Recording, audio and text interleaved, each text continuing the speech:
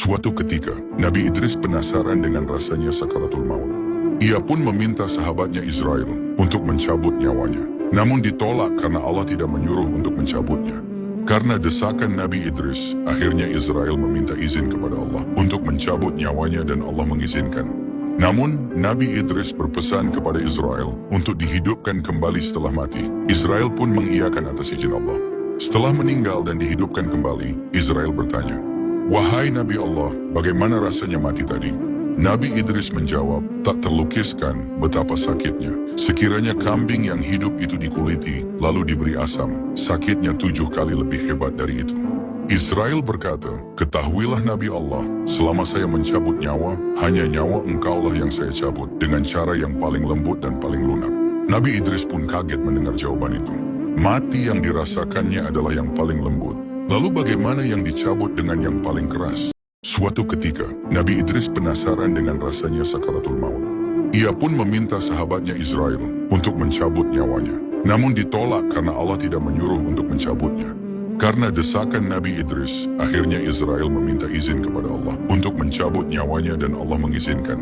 Namun, Nabi Idris berpesan kepada Israel untuk dihidupkan kembali setelah mati. Israel pun mengiyakan atas izin Allah. Setelah meninggal dan dihidupkan kembali, Israel bertanya, "Wahai Nabi Allah, bagaimana rasanya mati tadi?" Nabi Idris menjawab, "Tak terlukiskan betapa sakitnya. Sekiranya kambing yang hidup itu dikuliti, lalu diberi asam, sakitnya 7 kali lebih hebat dari itu." Israel berkata, "Ketahuilah Nabi Allah, selama saya mencabut nyawa, hanya nyawa engkaulah yang saya cabut dengan cara yang paling lembut dan paling lunak." Nabi Idris pun kaget mendengar jawaban itu. Mati yang dirasakannya adalah yang paling lembut. Lalu bagaimana yang dicabut dengan yang paling keras? Suatu ketika, Nabi Idris penasaran dengan rasanya sakaratul maut. Ia pun meminta sahabatnya Israel untuk mencabut nyawanya. Namun ditolak karena Allah tidak menyuruh untuk mencabutnya. Karena desakan Nabi Idris, akhirnya Israel meminta izin kepada Allah untuk mencabut nyawanya dan Allah mengizinkan. Namun, Nabi Idris berpesan kepada Israel untuk dihidupkan kembali setelah mati. Israel pun mengiyakan atas izin Allah.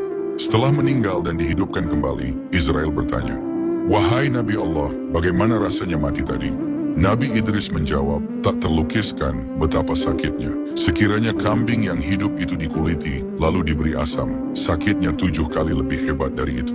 Israel berkata, "Ketahuilah Nabi Allah, selama saya mencabut nyawa, hanya nyawa engkaulah yang saya cabut dengan cara yang paling lembut dan paling lunak." Nabi Idris pun kaget mendengar jawaban itu. Mati yang dirasakannya adalah yang paling lembut. Lalu bagaimana yang dicabut dengan yang paling keras? Suatu ketika, Nabi Idris penasaran dengan rasanya sakaratul maut. Ia pun meminta sahabatnya Israel untuk mencabut nyawanya. Namun ditolak karena Allah tidak menyuruh untuk mencabutnya. Karena desakan Nabi Idris, akhirnya Israel meminta izin kepada Allah untuk mencabut nyawanya dan Allah mengizinkan. Namun, Nabi Idris berpesan kepada Israel untuk dihidupkan kembali setelah mati. Israel pun mengiyakan atas izin Allah. Setelah meninggal dan dihidupkan kembali, Israel bertanya, "Wahai Nabi Allah, bagaimana rasanya mati tadi?" Nabi Idris menjawab, "Tak terlukiskan betapa sakitnya. Sekiranya kambing yang hidup itu dikuliti, lalu diberi asam, sakitnya 7 kali lebih hebat dari itu."